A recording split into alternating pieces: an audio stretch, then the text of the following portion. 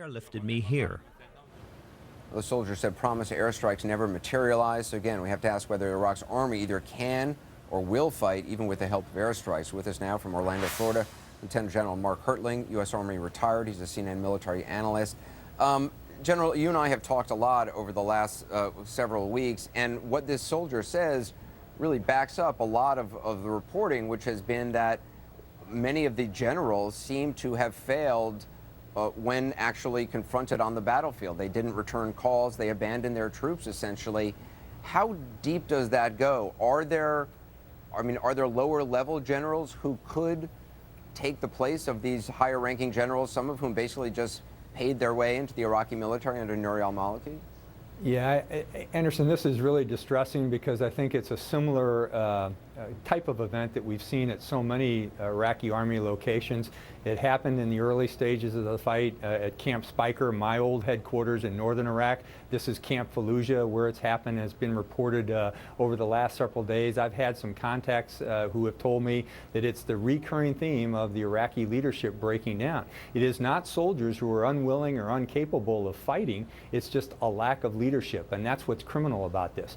Do they have lower ranking people that can step up? They do, and it's because we have seen them. You know, the Marines were in Fallujah. They trained the next generation of fighters. We were in the north training the next generation of fighters, the captains and the majors. Those are the ones we're going to have to rely on to fleet up or go after and go back and get the ones that were the generals at the time that were relieved by Mr. Maliki and replaced by some of his proxies.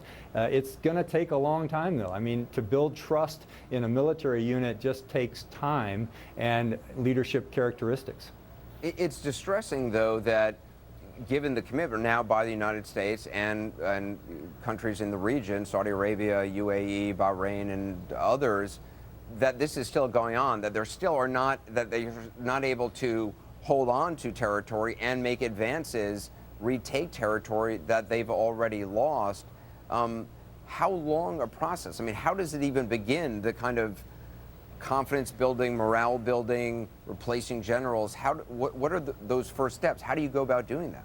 Yeah, well, you have to train them and school them, and that takes a while. But I would suggest the reports of both Camp Speicher, where I was, and now Camp Fallujah, where this most recent event took place. It's not only a matter of the fighting force, Anderson, but I think as you read the reports or understand what happened out there, ISIS surrounded this base, cut off all logistics trains to the base, ammunition, fuel, water, food, and then basically sieged the base.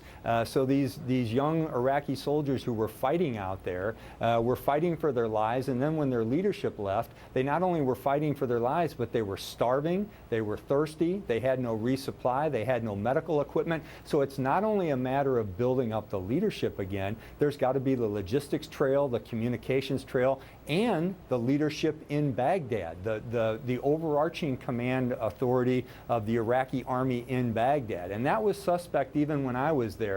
There were some incompetent leaders in that base that were continuously supported when they should have been relieved.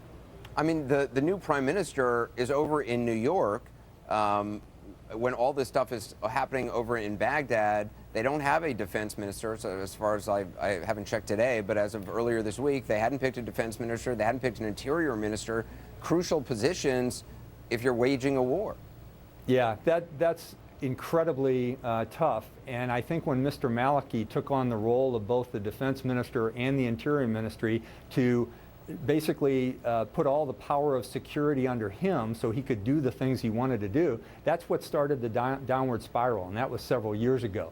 Now you have to get the defense minister in place. It's got to be a Sunni to generate the trust among the Sunni tribes in both the west and the north, and that's a critical factor. So that should be step one, both the defense minister and the interior minister. But even the selection of that individual is going to just be the start of revamping a military which was in relatively good shape a few years ago and is now in tatters.